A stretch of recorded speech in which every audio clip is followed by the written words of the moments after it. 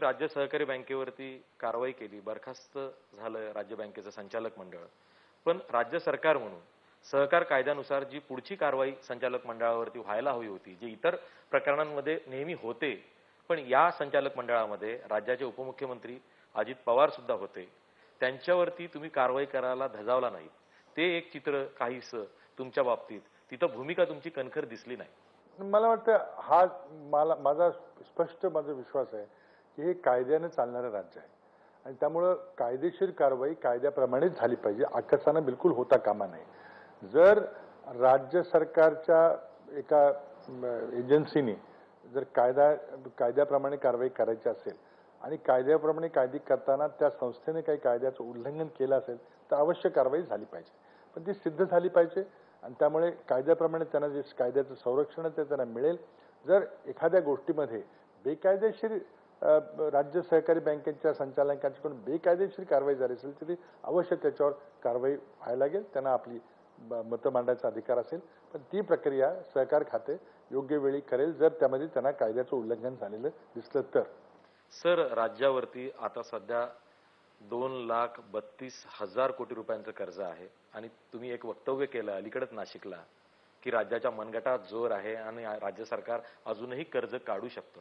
पण प्रश्न हा आहे की जर का आपल्यावर कर्जाचा इतका डोंगर असेल तर विकास कामं होणार कशी आणि हे कर्ज फेडलं जाणार कसं? मूलभूत सिद्धांत असा आहे की कुठलाही विकास करायचा असला तर तो आपण आपल्या खिशातले पैसे किती आहेत तेवढेच बघून आपण करत नाही. एखादा कारखाना काढायचा जर अगदी शेतकरी एखादी गाय म्हैस घ्यायची असले तरी तो कर्ज काढून घेतो. देशांचा असंच आहे, तो अमेरिका असेल किंवा आता ग्रीस असेल किंवा कुठलाही देश असेल, आपल्या राज्यातली आपल्या देशातली विकास कामं जल्दी करण्याकरता कर्ज काढणं हे त्यामध्ये अजिबात काही गैर नाही आहे. फक्त त्या कर्जाची टक्केवारी किती आहे. आज 2,32,000 कोटी हे जे कर्ज आहे हे वास्तव आहे, पण ते राज्याच्या सकल उत्पन्नाच्या म्हणजे ग्रॉस स्टेट डोमेस्टिक प्रोडक्ट ज्याला GSDP म्हणतात त्याच्या फक्त 19-20% आहे. म्हणजे अजून आपल्याला 26% पर्यंत जरी आपण कर्ज घेतलं तरी फेडायची क्षमता, व्याज द्यायची क्षमता राज्यामध्ये असेल अशा संकेत आहेत.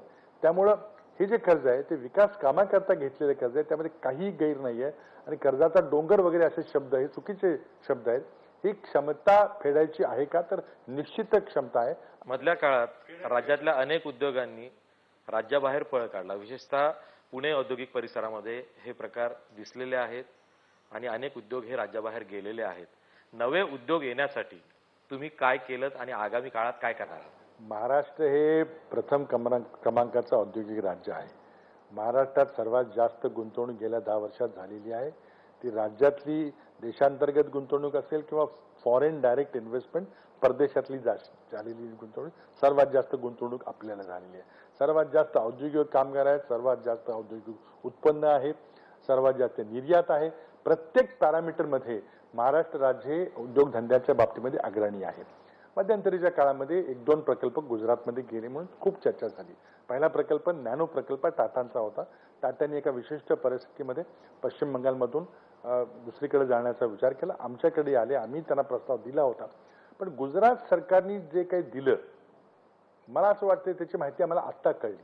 ते आतापर्यंत गुप्त होतं की गुजरात सरकारनं टाटा कंपनीला नॅनो करता ज्या सवलती दिल्या त्या काय सवलती दिल्या याबद्दल गुपित होतं, ते आत्ता उघड झालेलं आहे. आत्ता तो मी GR पाहिला. गुजरात सरकारनं टाटा कंपनीला नॅनो करता ज्या सवलती दिल्या त्या मी महाराष्ट्र सरकारच्याकडून कधीच देणार नाही.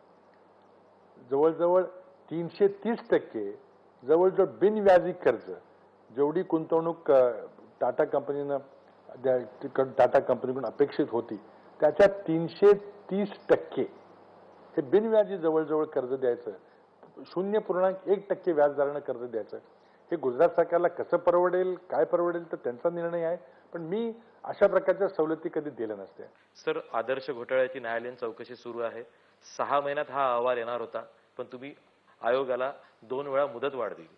ही मुदतवाढ तुम्ही का दिली? असं तर नाही ना की या घोटाळ्याशी 4 माजी मुख्यमंत्री जे मुख्यमंत्री पदाच्या रेसमध्ये सुद्धा आहेत त्यांची आडकाठी नको म्हणून ही चौकशी लांबते? असं आहे की ही चौकशी जी CBIची चौकशी आहे ती केंद्रातून दिली होती, त्यात माझा काही संबंध नव्हता. न्यायालयीन चौकशी करायचं मी आश्वासन विधिमंडळामध्ये दिलं होतं.